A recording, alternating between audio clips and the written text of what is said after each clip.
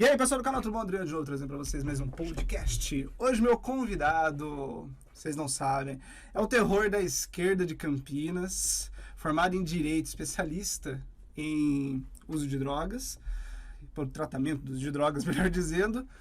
Meu convidado é o vereador Nelson Ossiri. Nelson, queria agradecer por ter aceitado esse convite para conversar um pouquinho aqui no nosso podcast. Eu que agradeço o convite e a oportunidade, de estar participando do podcast e poder falar um pouco aí sobre a minha vida, sobre as questões políticas que ocorrem na cidade e também de âmbito nacional, como é a pauta das drogas, né? Por mais que na condição de vereador eu possa legislar em alguns pontos, mas existem pautas que vêm do federal, né? Do âmbito federal. Mas podemos discutir isso também, que eu acho muito importante e relevante para toda a população. Bem, vamos começar vamos começar pelo começo. Como é que você chegou a virar vereador? Um dia você olhou e falou, pô, vou ser vereador. De onde veio essa ideia? Na verdade, nunca passou pela minha cabeça, né, a ideia de política. Por mais que o meu pai tenha sido presidente de partido durante anos, e eu também, várias vezes, presidente de centro acadêmico na escola, representante de classe, eu sempre era eleito, mas eu nunca pensei na questão do voto para se tornar vereador. E eu sempre tive o sonho de ser delegado federal, estudei direito, como praticamente 99% da minha família, me formei em direito.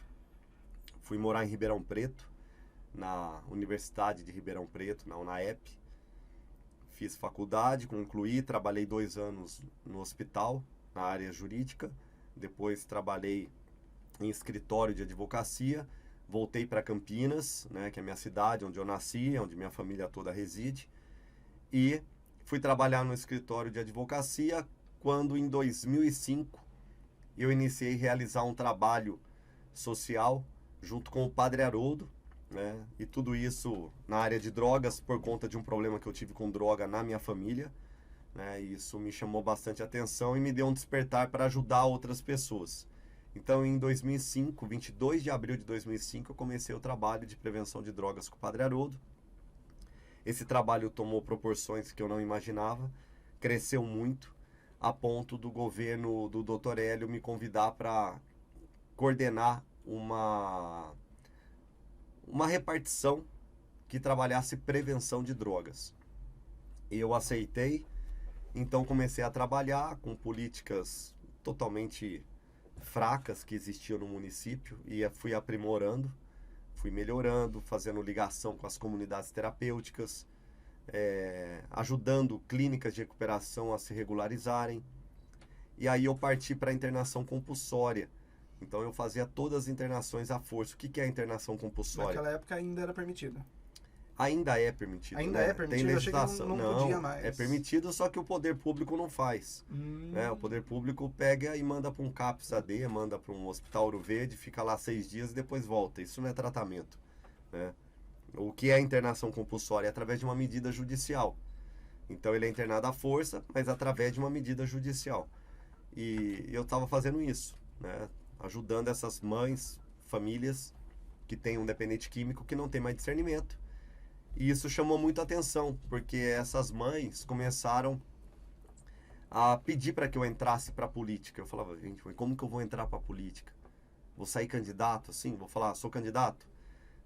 Ninguém ganha eleição assim. A gente sabe que um processo todo, ele vem com uma estrutura não só de pessoas, mas com uma estrutura financeira também.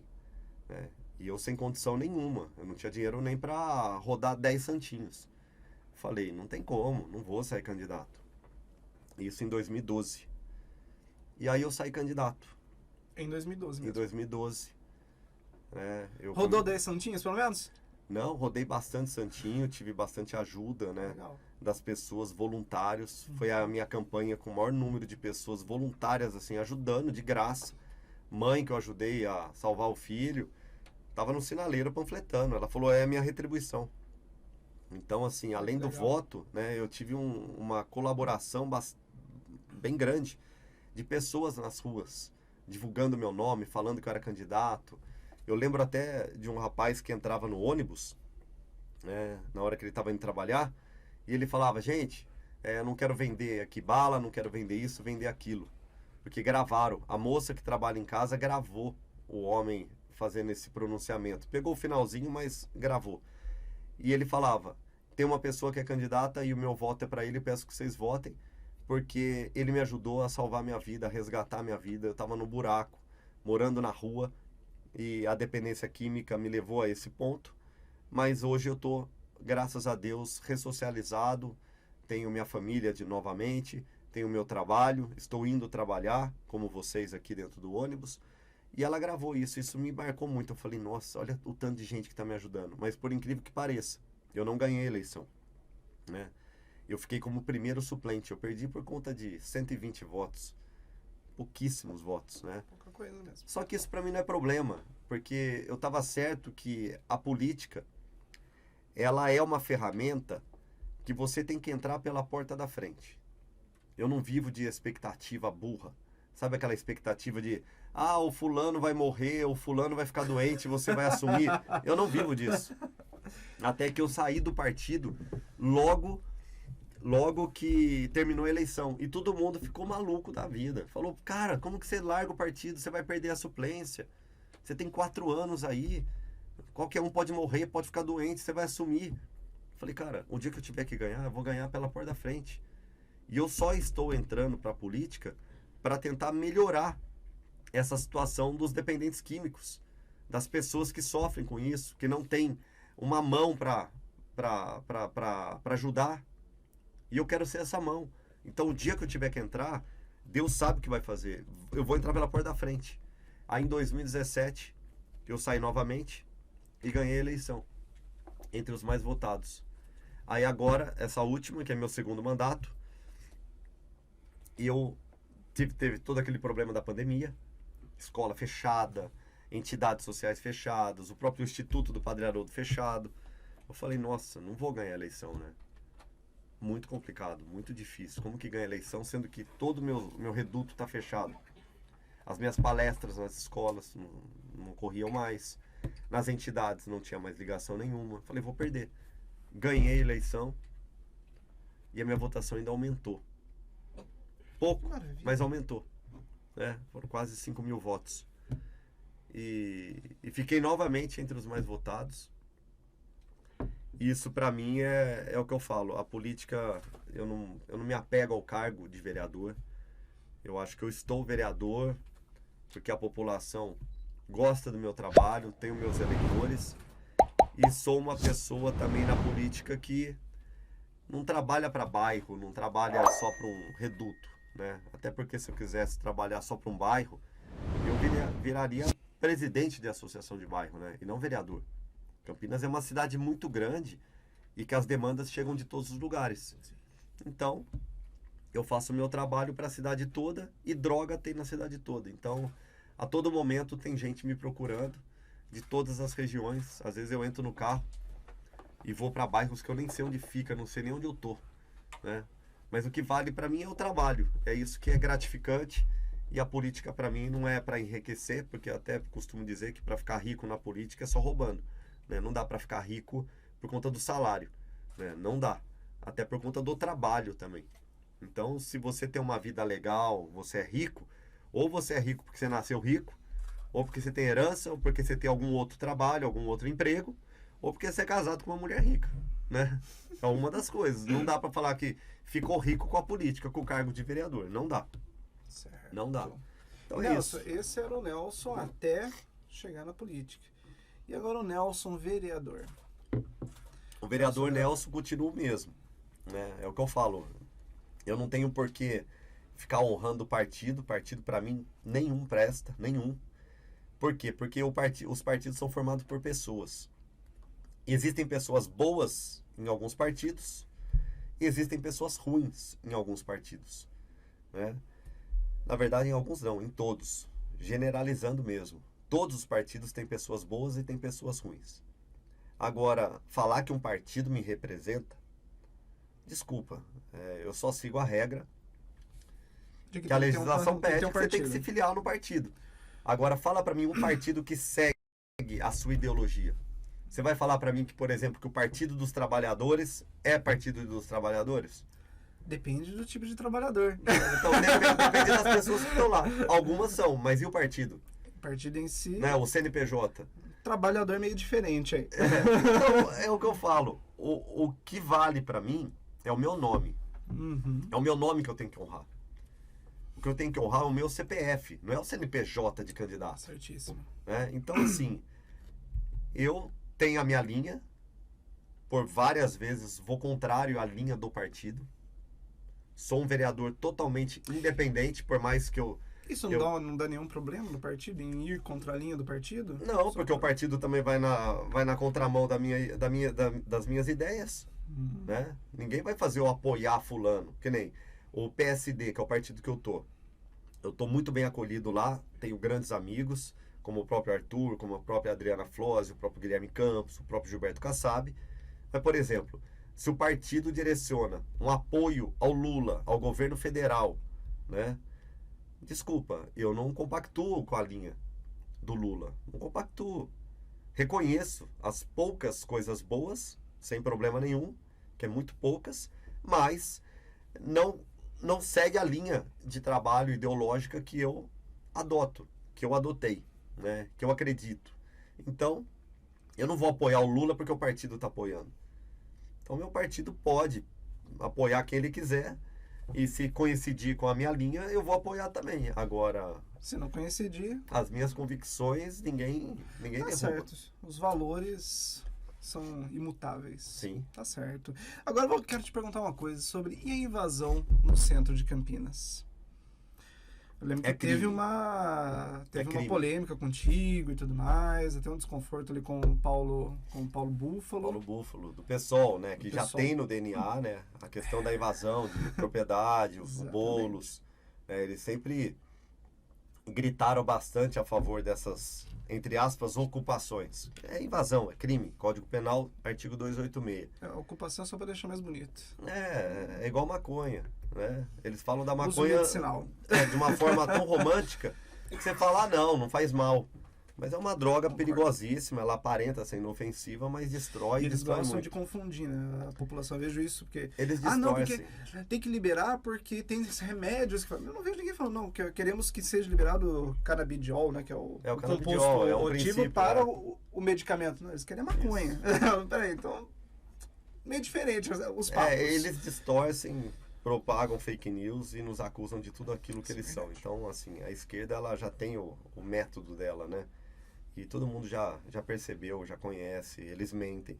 Como o próprio presidente mentiu com a questão da picanha, que tá todo mundo aí né, passando picanha, necessidade. Né? Agora veio com essa ideia do carro popular, uma coisa absurda. Porque se a população tá com 45% da população endividada, com nome sujo, 45% da população. Né, você vai falar carro popular, o que você vai fazer para comprar um carro popular? Você vai fazer empréstimo. O carro popular é para o pobre. É para uma pessoa que não tem vamos dizer, não é para os mais favorecidos, é para as pessoas menos favorecidas. O nome já diz, carro popular. Mas não, aí você faz empréstimo, aí você tem um combustível caro, que te engana, uma semana tá barato, outra semana triplica. Aí você compra um carro, você não consegue abastecer, o banco toma seu carro, você fica com o nome sujo novamente. É uma cadeia. Sim. Isso na melhor das hipóteses, porque eu acabo acompanhando, acredito que você também acompanha, eu acabo acompanhando as redes sociais de todos, principalmente do governo federal, e saiu uma publicação um tempo atrás falando, não, 19 mil de desconto no Jeep Renegade. Falei, peraí, do Jeep Renegade é mais de 100 mil, que eu me lembro, fui rapidinho, 125 mil. Um Jeep Renegade. 19 mil ainda tá mais de 100 mil. Como é que vai ser um carro popular? Isso não existe, cara. É surreal falar que um pobre vai comprar um carro de 100 mil e chamar isso de popular. É o que eu falo. Aí eles parcelam em sei lá quantas vezes. Nem 70 vezes. O máximo que eu já vi parcelando um carro é 70 vezes.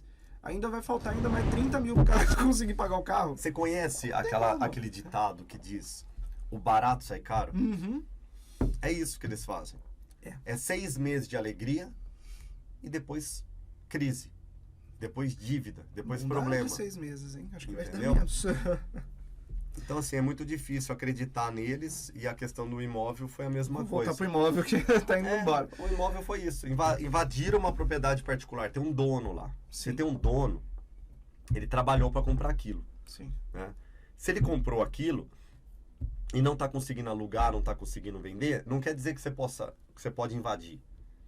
E eles invadiram com uma narrativa dizendo que era para acolher mulheres em vulnerabilidade. E tinha mulheres lá dentro?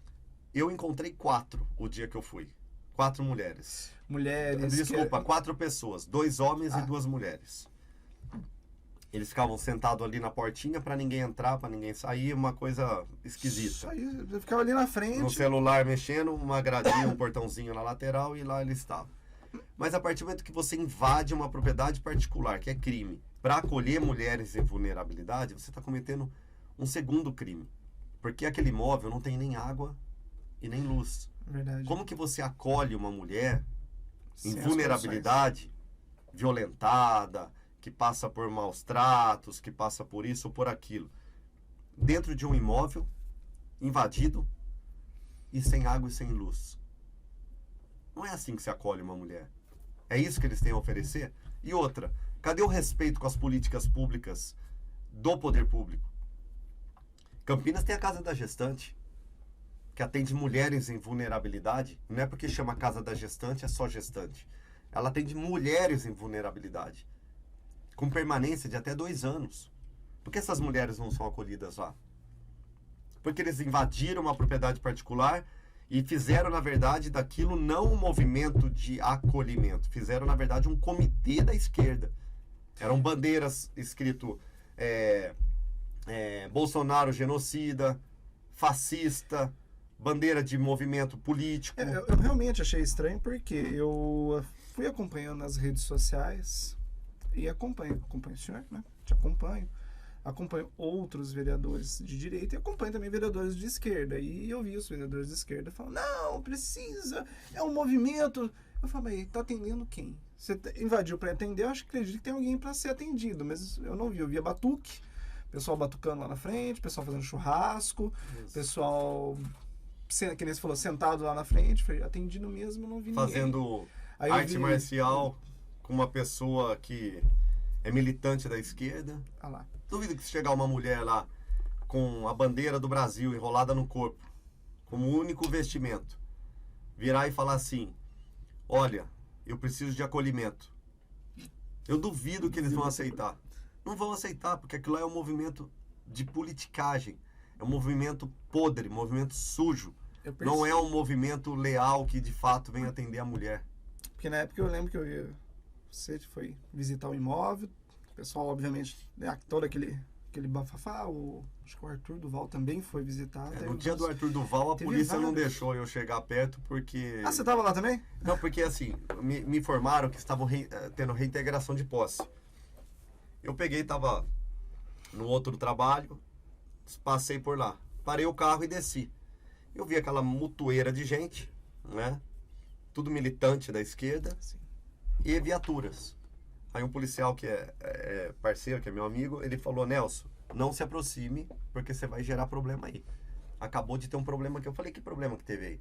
Ele falou, Arthur Duval, mamãe falei, estava aqui e foi parar no primeiro DP. Deu um BO aí, ele foi no primeiro DP.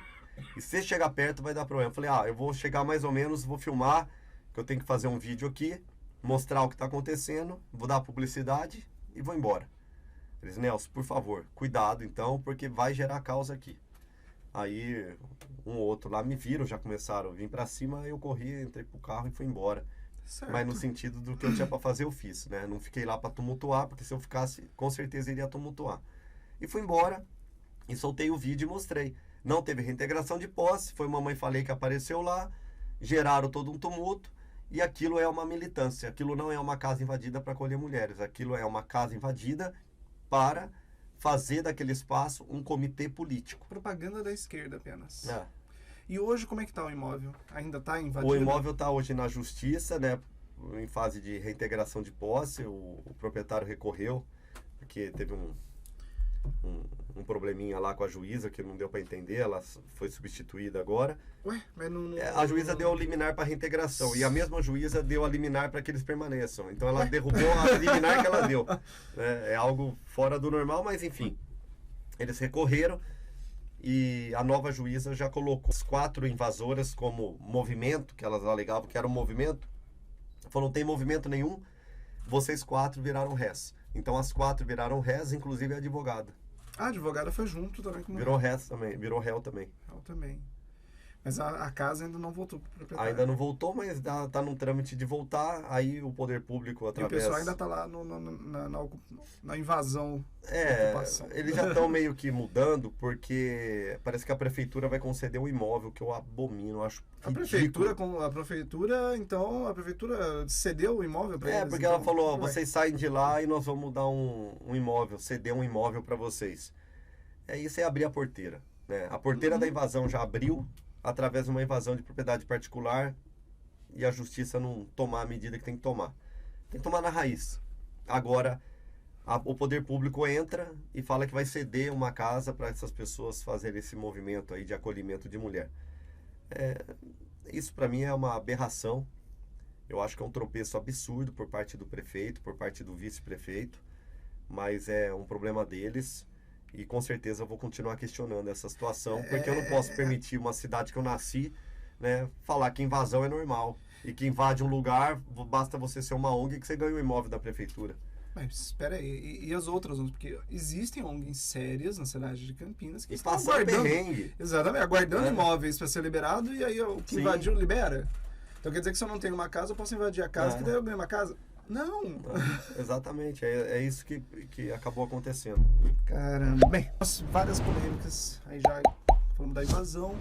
Agora a Marcha da Maconha. Eu vi que foi forte, estava presente naquele dia, foi o mesmo dia da votação da abertura da CP. Marcha? Não, estava presente para a CP do Zé Carlos. Mas o pessoal da Marcha estava um pouquinho antes lá, foi na mesma. Vi que o pessoal estava ali forte e hoje, entendendo o seu histórico, eu vejo o porquê você é contra ali a Marcha da Maconha. Mas acho que você poderia falar um pouquinho aí do porquê ser realmente contra, ao embasamento de proibir essa marcha. Sim, é um projeto de minha autoria que proíbe a Marcha da Maconha e proíbe qualquer outro tipo de marcha que venha fazer apologia ao uso de drogas ilícitas, né? A Marcha da Maconha, ela acabou ficando totalmente distorcida a partir do momento que nós flagramos pessoas indo para a Marcha da Maconha simplesmente para fumar maconha. É uma droga proibida. A marcha, ela não existe para fazer uso de drogas ou estimular as pessoas a usarem da droga.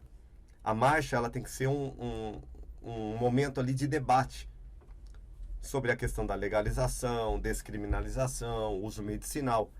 E não é isso que acontece. Simplesmente eles fazem apologia, o que é crime no nosso país.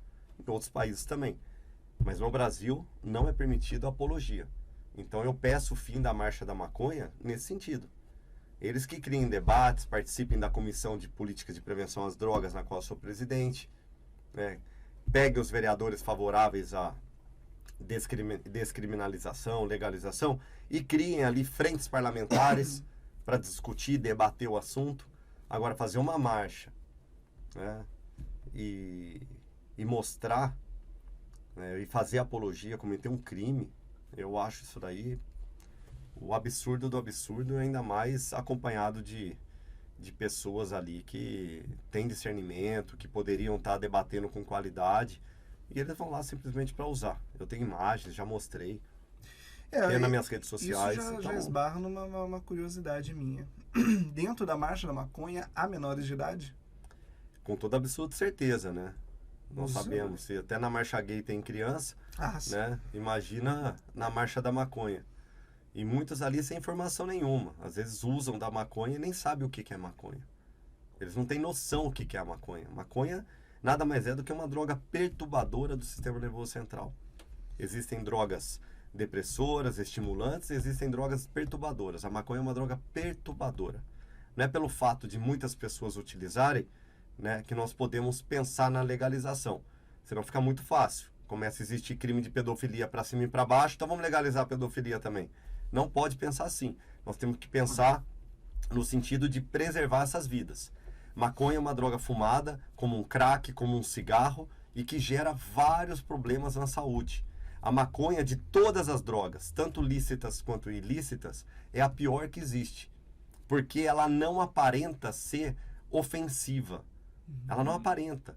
Ninguém vai vender a mãe para comprar maconha, porque eu sou viciado em maconha, eu vou vender a mãe. Mas ela é a porta de entrada. Hoje, se você pegar qualquer dependente de crack, qualquer dependente de cocaína, qualquer dependente até da própria bebida alcoólica que é legalizado, você vai ver que a maconha, ela participa. Tudo começa ali. Álcool, maconha e outras substâncias. Hoje o perfil do brasileiro não é mais o perfil de usuário de uma única droga. Hoje o perfil do brasileiro é de poliusuário. Ele usa mais de uma substância. Então tem o álcool, tem a cocaína. O álcool pelo fato de ser uma droga depressora e a cocaína uma estimulante. Então eles acabam usando as duas ao mesmo tempo. Entendi. Ele bebe, fica depressivo, usa cocaína, fica levanta, isso. E fica batendo uma na outra. E a maconha, ela participa, entendeu? Ela é tipo um aperitivo. Só que é uma droga perturbadora que aumenta a ansiedade, aumenta a depressão. Quando eu brinco lá de falar nesse tom de maconha broxa, maconha, ela gera impotência sexual. Né? E mais do que isso, além de ser uma droga perturbadora, ela é uma droga que proporciona sintomas de esquizofrenia. Então as pessoas acabam tendo um problema na massa encefálica, no sistema nervoso central, a ponto de não conseguir restaurar. Então é uma droga de todas a mais perigosa. A maconha, ela é uma droga perigosa. Lógico, você vai comparar com o crack é bem pior. Mas é porque o crack vicia mais rápido. A maconha é a longo passo. Os efeitos do crack são mais rápidos do que o da maconha. Sim. Prazer, toda droga proporciona prazer. Toda droga. Ninguém para de usar droga porque deixou de gostar. Para por algum motivo, porque não pode, porque desenvolveu a doença da dependência química, porque está tomando medicamento. Isso vale para todas as drogas. Agora, a maconha não. A maconha, ela é a droga que aparenta, né, naquela narrativa, naquele discurso, aquela me acalma. A maconha, entre aspas, o canabidiol, né, uma substância da maconha usada na medicina, ótimo, sou favorável. Por quê? Ali você tem uma prescrição, você tem um porquê tomar daquela droga, o porquê utilizar daquela substância. É igual farmácia. O que é a drogaria? Fazendo aqui uma comparação. A farmácia, a drogaria, ela vende droga. É como se ela fosse uma biqueira legalizada, certo? Ela vende droga. É uma drogaria. Só que são drogas com uma finalidade. Tem uma prescrição. Você não vai entrar numa farmácia, apontar o cano pro farmacêutico, né, pro balconista e falar, vai, passa o Tilenol aí. Você não vai fazer isso. É diferente. Sim. Você entra lá, quero um Tilenol porque eu tô com dor, tô com febre, tô resfriado, tô com isso, tô com aquilo.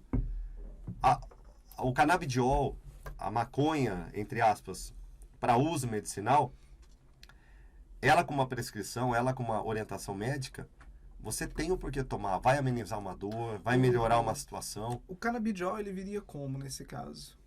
Ele viria como um comprimido? Pode vir comprimido, pode vir em gotas, né? Pode ser aplicado. Tem várias formas, né? E a substância que utiliza na medicina é a questão, é o canabidiol. Então, é uma substância da maconha que pode ser utilizada e ela é muito bem-vinda para inúmeras doenças. Agora, o que não dá para a gente fazer uma narrativa de marcha da maconha, legaliza as drogas, né? Não, mas a gente está falando de maconha medicinal. Isso daí é para enganar bobo. Né? Não dá para legalizar as drogas. O país já tem 2 drogas legalizadas que geram problemas absurdos. Hoje, que é o álcool e o cigarro. Hoje, acredito que, eu não sei se dá para contabilizar quanto se gasta pelo tratamento de um dependente químico de drogas ilícitas. Tem como contabilizar o valor do tratamento? Uma média de R$4.000 mês. Por mês. Cada dependente químico. Com 6 refeições, com atendimento psicológico, com atendimento assistência social. Isso eu falo em comunidade terapêutica. Em clínica tem psiquiatra e tudo, aí o valor com certeza triplica, duplica, vai para 8, 10 mil reais. Vou colocar 10 mil aí por mês, cada um. Com refeição, com retaguarda médica. Para deixar a pessoa, vamos colocar assim, limpa. Limpa não, né? Acho que é limpa. É limpa. Você diz, mas limpa. Pode ser. A pessoa tá limpa, já você tá sem droga, ela tá sem droga no organismo, ela já tá ali há algum tempo. Quanto tempo leva?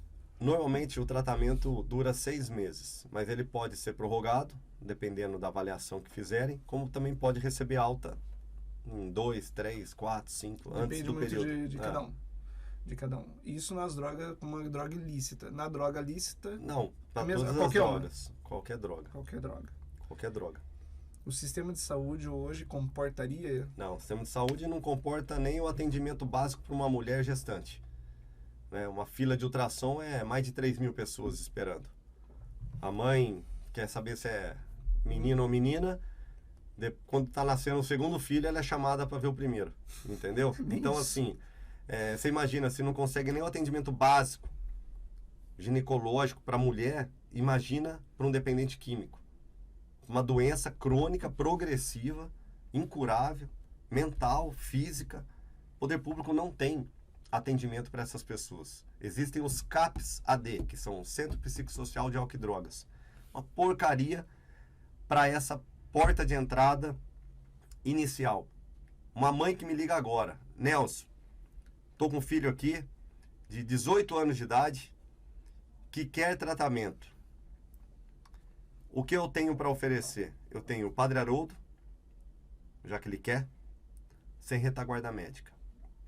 O que já é difícil porque muitos que nos procuram têm, além da dependência química, já tem a esquizofrenia, já tem algum outro problema psiquiátrico. Então, é necessário ele ir para uma clínica de recuperação. E não tem. Gratuita não tem. É tudo paga. Menos o Padre Haroldo, que é de forma voluntária. E aí tem o CAPS-AD. Você chega no CAPS-AD, é porta aberta. Então você chega lá agora, você vai receber ali um atendimento, vai ter uma medicação e a porta aberta. Você volta para onde? Ou você volta para a rua, porque é da onde você veio, da onde você mora, né? Ou então você vai voltar para sua família, o que é muito difícil, porque o vínculo já está totalmente fragilizado, rompido, a pessoa já não tem mais ligação familiar. Então o dependente químico em Campinas, ele está vivendo no paraíso. Porque ele tem tudo, mas não tem nada. Então ele tem a liberdade da rua, ele tem a droga na rua, ele tem o assistencialismo barato, que é ficar dando cobertor quando tá frio e um prato de comida. Muitas das vezes a mão já vai no automático, a comida é entregue errado, a pessoa pega essa comida, ela vende, troca por droga. Como é que deveria ser entregue? Isso é bem interessante porque estou em um grupo da discussão sobre os moradores de rua. Acho que é uma comissão da Câmara, uma coisa assim do tipo. E eu vejo muita gente conversando lá sobre isso aí. Fala, não, mas hoje eu levei sopinha. E eu, nesse grupo, eu acabei acrescentando um amigo meu, que ele era morador de rua. Ele conseguiu sair das ruas e ele é bem radical na coisa. Ele fala, se você não tiver vontade, você não sai de lá mesmo, tudo mais. E ele tá sempre batendo nessa tecla. Não adianta ficar dando essa comida, você não vai resolver nada.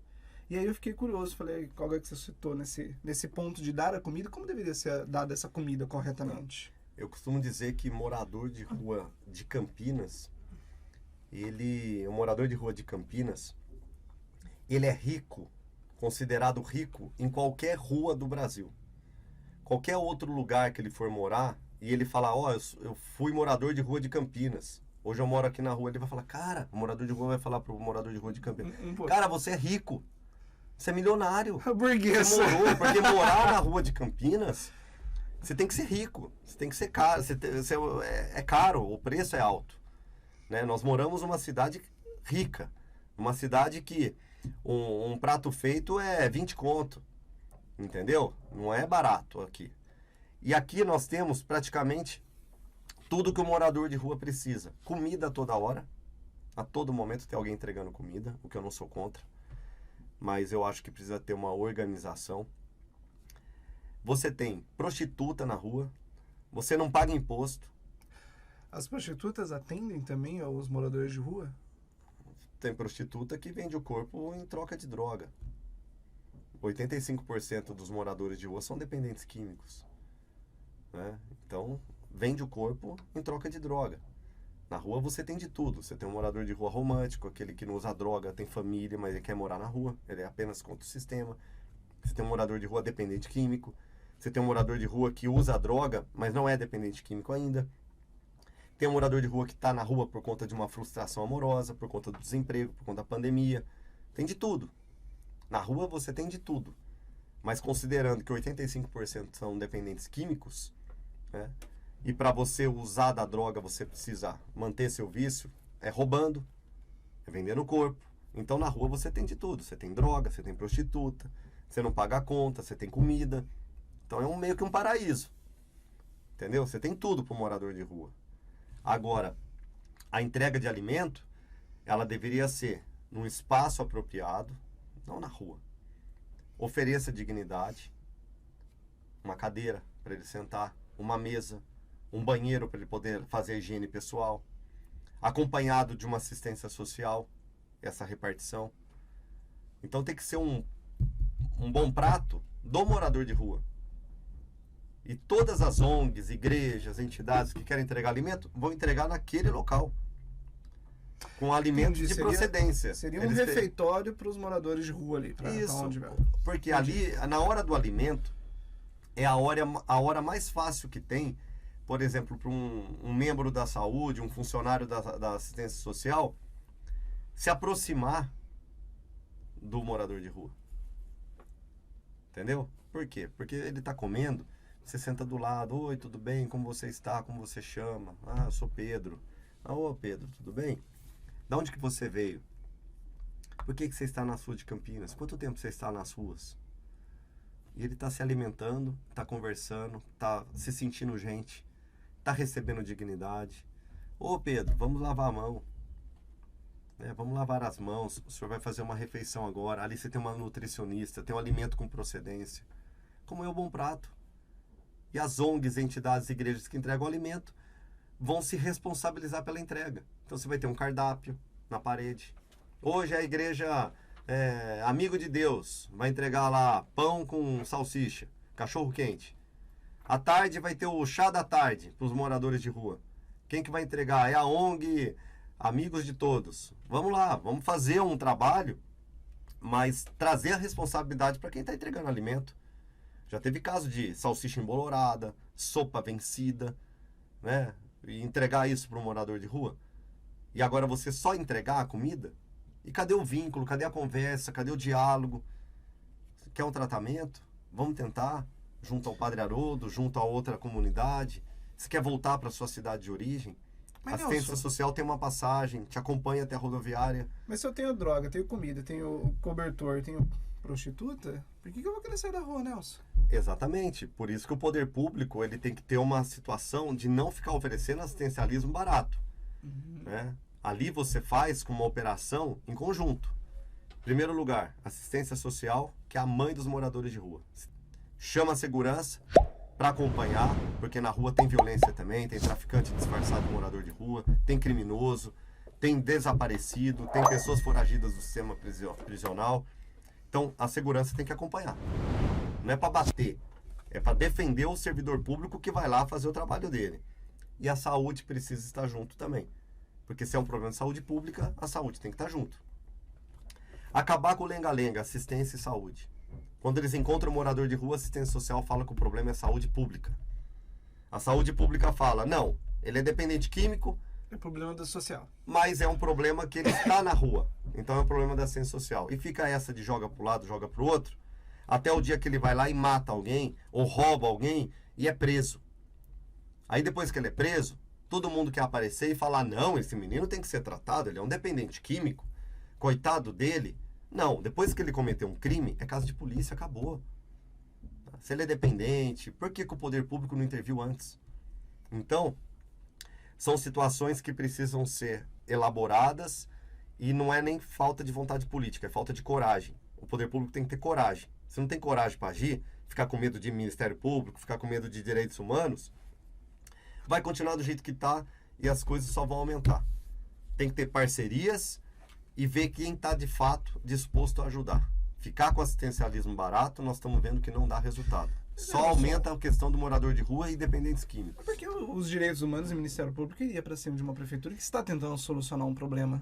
Porque o Ministério Público recebeu uma representação por parte de políticos da esquerda que a entrega de comida não poderia ser dessa forma, organizada, tal. O Ministério Público falou, não pode. Quem quiser entregar comida, pode entregar comida do jeito que bem entender. Mas por que? Não faz sentido isso. Derrubaram. A esquerda não queria que fosse organizado. Por quê? Porque para eles, quanto pior, melhor. É muito mais em conta um craqueiro que você dá uma pedra de crack e o cara vota em você, do que um Abílio Diniz da vida, um cara com uma situação muito mais estabilizada, um empresário de sucesso. Então, para eles, quanto pior, melhor. Entendi. Entendeu? Eles vão na contramão. Eles usam de movimentos legítimos, como o movimento dos negros, movimento dos gays. Eles usam desses movimentos, né, para fazer essa politicagem barata. Até pouco tempo eu tomei uma comissão processante que quase me caçaram. Chegaram a abrir a comissão, tive que ter um baita de um desgaste emocional, financeiro, né, para me defender de um crime de racismo que eu nunca cometi, abomino, nunca falei de racista, nunca tive uma atitude de racista. Eu sou cercado por negros. Eles alegavam o quê? Desculpe. Eles alegavam que uma mulher... Não sei se nem você pode falar aí. Posso?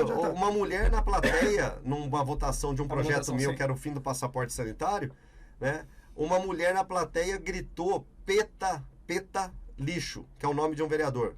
Peta lixo. Faz 5 anos que ele é chamado de lixo. Eles pegaram e fizeram uma narrativa que xingaram uma vereadora de preta lixo. E falaram que foi uma turma minha que eu levei na Câmara.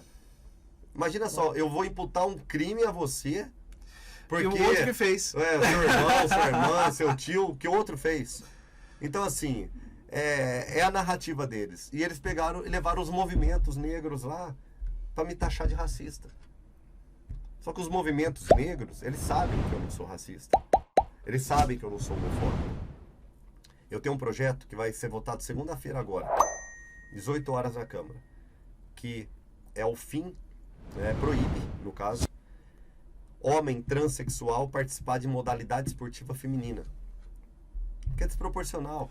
Justo. Né? Eu acho super justo essa pauta, eu sempre bati, até nas minhas redes sociais, eu acho que... A esquerda já começou a fazer narrativa que eu sou homofóbico. Nada a ver. Você fala, eu sou homofóbico por quê? Não, só não sei se... Eu tô defendendo as mulheres. Não sei você, mas eu acho que eu penso da mesma maneira. Eu acho que se o cara tá lá, o trans, ele não chega assim, 5 anos ele começou o processo de transição. Não, geralmente ele começa mais velho. Uhum.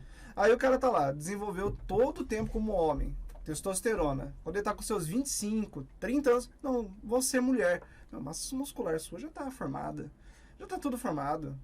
Você só trocou ali a sua genitália e acabou. E olha lá, que eu fiquei sabendo que de alguns casos nem trocar a genitália trocou. No caso da nadadora lá nos Estados Unidos, que Exato. Tinha que conviver com um cara lá, mostrando o pênis dele no meio do vestiário feminino. Então. Era um disparate, um negócio desse. Exatamente. Mas aí, fazendo essa proibição... Isso é respeito, né? Vai às mulheres. Vai criar-se uma liga trans na cidade ou não? Não, que cria uma liga trans.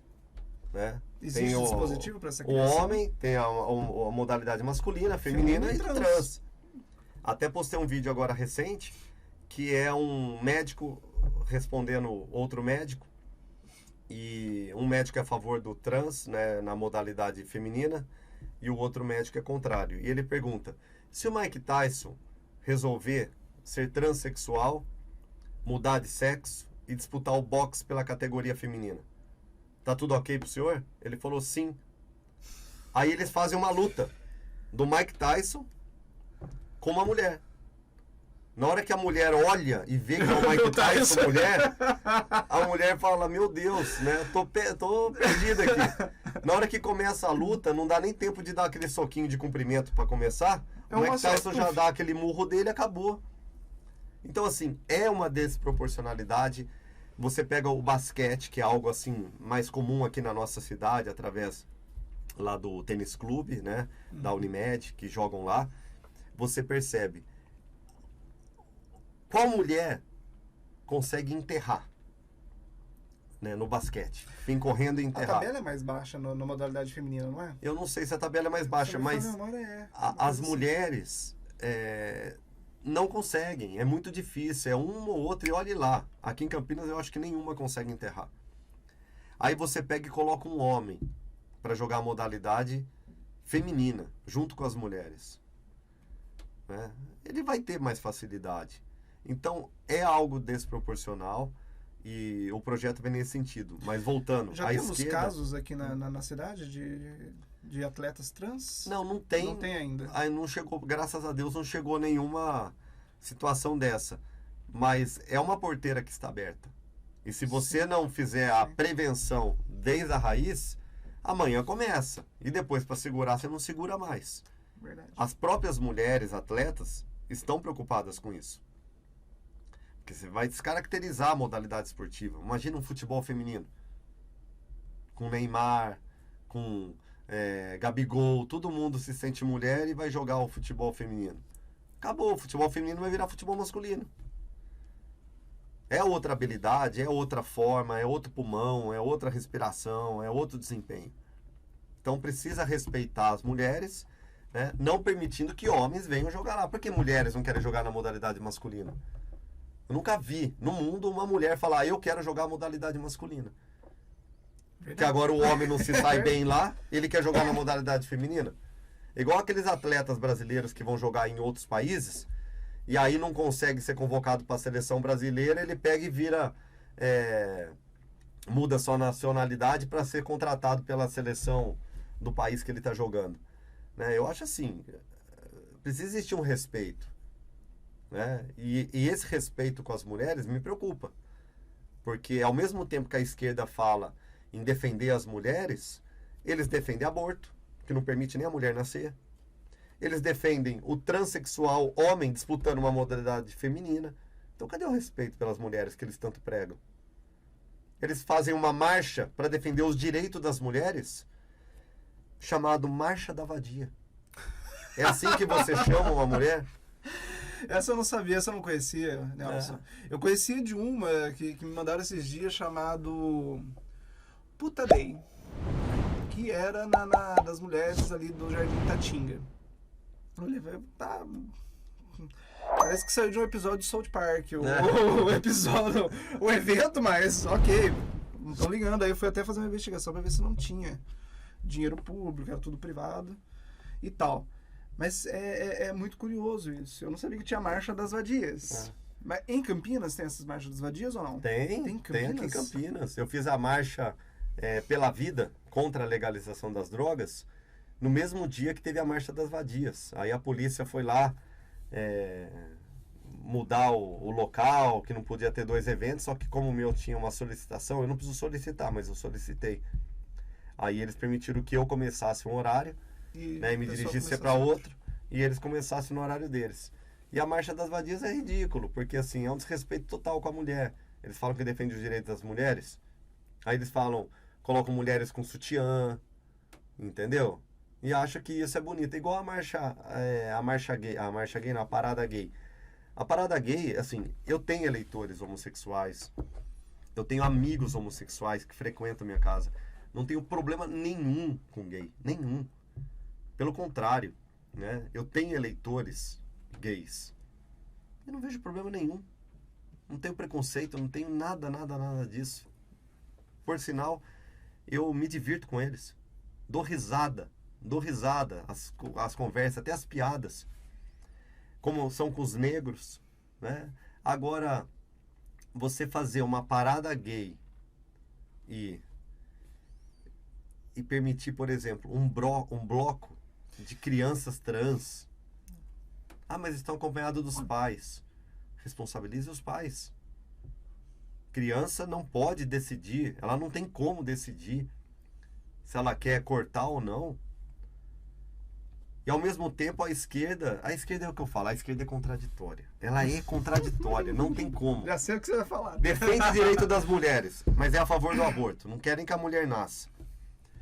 Fala que defende as crianças e permite a criança, né, luta pela criança poder trocar o sexo. Trocar sexo, mas ela não pode, a criança não pode ser presa. Não pode ser presa, não pode trabalhar, não pode ter uma arma, não pode nada. Mas né? é porque não pode nada. Pro crime, a esquerda, a criança no crime, ela não tem o discernimento do crime. Mas tem o discernimento para trocar de sexo. Exatamente. A esquerda, ela é tão contraditória que na época da pandemia, eu lembro que eles estavam defendendo o lockdown. Eles estavam defendendo o lockdown. Eles foram defender o fecha tudo. E ao mesmo tempo eles falam que defende os trabalhadores. Quando você fecha tudo, Quem trabalha? quando você permite um lockdown, você demite pessoas. Como que você defende o trabalhador demitindo pessoas? Exatamente. Então, assim, eles são contraditórios em tudo. Eles são a favor da legalização das drogas e querem falar de saúde pública. Os maiores gastos na saúde pública é por conta de usuários de dependência química e vítimas de drogas. Eles têm aquela narrativa que cansa a todo momento de ficar, não, nós pregamos isso, nós pregamos aquilo. Aí você vai ver o histórico deles, é tudo na contramão. É o que eu falo, a esquerda, Você não ela cansa é de boa. ouvir isso lá na Câmara? Eu Todo canso, dia? eu Acho que passo, todo não, eu, dia você tá eu chego a falando. passar mal. Mas agora pra mim tá virando um stand-up. Eu fiz algum tratamento, acho que aqueles rápidos, sabe, de ficar sentado lá na sessão. Quando eu olho para um vereador, uma vereadora da esquerda falando, pra mim é stand-up. Eu fiz essa absorção da fala deles como stand-up. Eu olho para eles e agora eu tô dando risada. Eu não consigo mais levar a sério Se o tornou debate cômica. com eles. Se tornou cômico. Porque eu sei que eles são. Eles falam muito bem, né? Mas atitudes eles são zero. Então, palavras o vento leva, atitudes ficam. Eles não Isso é têm atitude. A esquerda não tem atitude.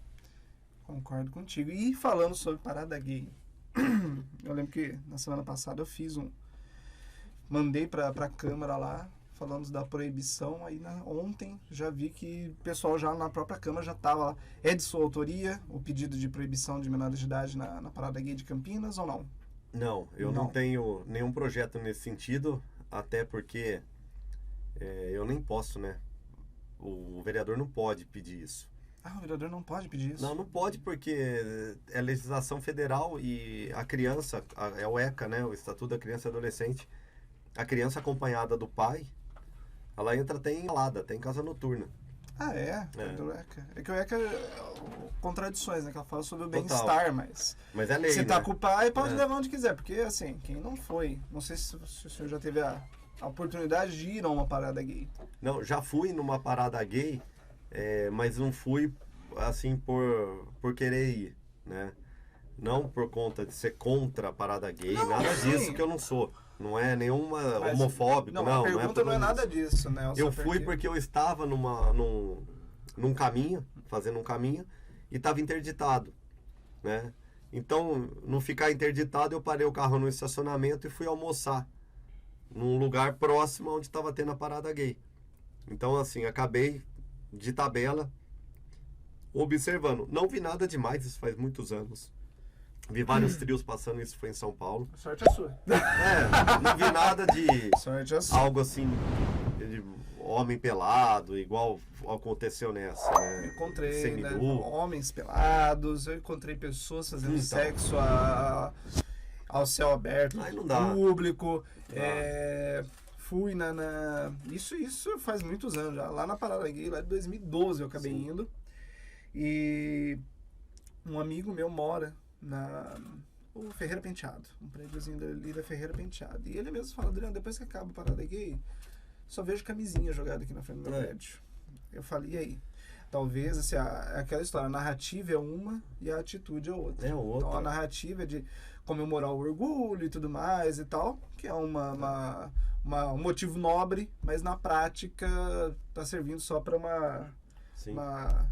não é nem procrastinação, fugiu minha palavra agora, é só para fazer promiscuidade, É. exatamente, só para fazer promiscuidade. E aí levanta até a ideia de será que é válido mesmo o que está sendo feito? Muito complicado, né? E Nelson, além de brigar com a esquerda, você contra ali a marcha da maconha, já falou aí sobre o projeto dos trans. Que mais, Nelson? Eu tenho o fim da linguagem neutra, né? Eu tenho Nossa, o comunismo pessoal deve ficar não. doido com isso. É porque a linguagem neutra... Mas pode ser feito isso em âmbito municipal? Pode. Aqui no município, sim. Né? Nós temos já a nossa língua portuguesa e ela não pode ser assassinada pela linguagem neutra, né? Você pergunta, por exemplo, para o intérprete de Libras, o que você acha do TODES? Eles não têm nem como traduzir o TODES em Libras. E isso gera um problema para os autistas, gera um problema para os surdos, mudos. Então, assim, existe um desrespeito absurdo, né, com a nossa língua portuguesa e, infelizmente, alimentada pelos esquerdistas, que pregam essa desordem, né, como é a linguagem neutra. E, infelizmente, eles estão tendo essa narrativa dentro das escolas, atingindo crianças. Isso é muito grave, mas é o que eu falo, enquanto eu estiver vereador, eu vou continuar lutando sem medo. Porque a linguagem neutra, pautas. eles estão tentando ensinar a linguagem neutra na alfabetização. O professor chega e fala com linguagem neutra dentro de uma sala de aula. Onde já se viu? Imagina, meu filho lá amanhã matriculado, um professor, bom dia a todos, todas e todes. Esse professor, com toda sinceridade, eu vou até a escola, se o meu filho comentar que... Eu vou até a escola e tiro esse professor na porrada. Você vai falar, não, mas você não pode agredir. Eu não posso agredir, ele está agredindo meu filho. Ensinar meu filho assassinando a língua portuguesa, para mim é uma agressão. Eu vou agredir ele, não tenha dúvida disso. Não vou permitir uma pessoa mexer com a minha família a ponto de vir querer introduzir linguagem neutra, fazer meu filho falar errado. Então, assim, não tem conversa. Eu acho assim, eles querem fazer essa politicagem, eles que aguentem também a reação da direita. Certo. Enquanto eu estiver na Câmara Municipal, eu vou bater de frente com eles. Vou bater de frente contra esses projetos ridículos que eles estão apresentando. Ideologia de gênero também ou não? Também. Já estava junto. Eles levam um pacote, né? É o pacote de destruição familiar. Eles vão lá e vamos destruir. Então, não dá para aceitar. É algo que realmente eu repudio, e eu sei que quem é direita, quem defende as pautas do mundo, não estou falando direita radical, não, que para mim não é nem o momento. Mas eu falo daquela pessoa que defende... Uma pessoa de bom senso. De bom senso, mas que defende a família, que defende o conceito, né, da família. Eu acho que família não é só papai e mamãe e os irmãozinhos, aquele porta-retrato bonito. Família, para mim, é amor. É uma pessoa que você tenha respeito, que a recíproca seja a mesma, que tenha amor, pode ser um tio, um avô, um amigo, pode ser quem for. Entendeu? Agora, você pegar e desfazer, né, desse conceito de família através de desordem, de projetos e pessoas que lutam pela promiscuidade, que lutam pelo assassinato da língua portuguesa, que lutam por um regime que não deu certo em lugar nenhum do mundo, que é o comunismo, que é essa ditadura, que é essa forma de emparelhar todo o sistema e te engolir, de não permitir nem a sua liberdade de pensar diferente do outro, que mais cedo ou mais tarde amanhã você está no sistema prisional, só porque você pensa diferente do outro. Você está se encaminhando para isso mesmo. Então, não tem conversa e eu acho que a única saída é bater de frente. Não tem muito o que fazer. E lá na Câmara tem outros vereadores de direita que batem de frente? Ou o pessoal se sente covardado? Na verdade, tem muita moda, né?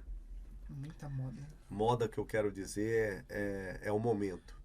Na hora que a direita mais precisou, muitos não apareceram, não subiram no trio elétrico, né? Não gritaram, não falaram, não deram voz. E depois que o Bolsonaro mostrou a representatividade da direita, e o Olavo de Carvalho também oxigenou o debate, muitos começaram a amarrar a bandeira do Brasil no corpo, né, nos seus gabinetes, nas suas salas, na sua casa, e gritar nas redes sociais que são bolsonaristas, que são direitistas. Eu acho que são coisas diferentes. Bolsonarista é uma coisa, direitista é outra, né? Agora, para um parlamentar, para um político, defender a direita é bater de frente, né? Eu tenho processo contra a esquerda, todos parlamentares de esquerda. Eu sofri processo da esquerda. Meus projetos são direcionados para a família, para a cidade. Então, são projetos de um parlamentar direitista, né? E aí cabe os demais parlamentares verem se eles têm tudo isso. Desde quando participam de movimentos na rua, desde quando entraram com uma ação, desde quando defenderam a pauta da direita na hora que tinham que ser defendidas. Porque apresentar projeto é fácil, né? O difícil é defender. Quero saber qual vereador que já levou um movimento de direita, né, que já teve apoio de 8 movimentos de direita no município de Campinas. Não tem. Não tem. Então, praticamente é uma guerra sozinho mesmo. E na hora que você mais precisa, muitos lá, ó, sai fora. Né? E direita tem que se unir. Isso é verdade. Hoje eu tenho muito mais apoio da população direitista do que de vereador que se diz direita. Muito mais. Então, para mim, direita na Câmara Municipal sou eu e a população que me defende. É isso. Muito bom. Muito bom. Deve ser uma briga feia, então. É. Porque ali tá Você ser direita só quando lhe convém? Isso é verdade. Né? É fácil pegar uma fotinho com o Bolsonaro, postar, uma fotinho com o Tarcísio, postar e falar, ô, sou direita. É fácil você pegar uma bandeira do Brasil. É o que mais tem. E você vai ver, o ano que vem, ano de eleição, um monte de gente falando que é direita e nunca participou de um movimento. Nunca prendeu o dedo na porta. Escuta o que eu tô te falando. Tá um monte de gente lá que agora tudo, eu sou direita, sou direita. É de direita da onde, cara? Nunca pisou, nunca defendeu, nunca entrou com processo contra um esquerdista, nunca tentou derrubar uma pauta deles. Entendeu? Direita pra mim é isso. Muito pelo contrário, às vezes vota até a favor. É, às vezes vota a favor e depois... Não, eu sou contra a esquerda, mas votou a favor. É fogo. Acontece muito isso. Acontece muito isso. Bem, Nelson, vou encerrando por aqui, pessoal. Gosto de deixar esses últimos momentos finais aí. Que nem eu falo, o microfone é aberto. Às vezes o meu convidado quer falar alguma coisa, algum assunto que não tocamos e tudo mais, já deixa aí. Já te lanço a bola. Eu que agradeço a oportunidade, peço desculpas assim, até pelo desabafo, mas imagina. A verdade é uma só, né? No chorando tá tudo ok. Não. Chorar é com outro. No chorando tá tudo ok. Chorar é com outro. Mas, enfim, eu agradeço a oportunidade e volto aqui a repetir. Enquanto eu estiver na Câmara Municipal de Campinas, o meu mandato de vereador sempre estará aberto a toda a população, sempre ajudando toda a cidade com projetos relevantes e sempre combatendo as cacas da esquerda. Porque as cacas da esquerda, realmente, elas destroem o nosso maior patrimônio, que é a família. Você já viu, agora por curiosidade, você já viu algum projeto que você olhou e falou, não, esse projeto tá legal, que veio da esquerda? Difícil. De Campinas, nada. Não, de Campinas é o que eu falo. É só caca. É só caca. Defendem família. Aonde que eles defendem a família? Lutaram pelo lockdown, que desemprega trabalhadores. Dizem que respeitam as mulheres, mas defendem o aborto, que não deixa nem a mulher nascer. Falam que defendem a vida e são a favor da legalização das drogas. Defendem legalização de drogas como se estivessem ajudando as pessoas, né? Será que não sabem que os maiores gastos na saúde pública é por conta de uso e vítimas de entorpecentes, de drogas? Defendem invasão de propriedade particular. Acham normal. São contra quando você tem uma regularização, como ocorreu agora com a Coab. Ofereceu esses imóveis de 15 metros, dignidade, com asfalto, com energia, sem gato. Né? A esquerda tá lá, a esquerda tá sendo contra. Tá falando que é desumano. O que é humano para eles? Morar num barraco? Fazer gato? Isso é humano? Acolher mulheres em casa que não tem água e nem luz? Viver no meio dos ratos. É. Explicação. Tem. A esquerda é isso. A esquerda gosta de viver no meio dos ratos. É isso. Só que eles pregam uma outra situação.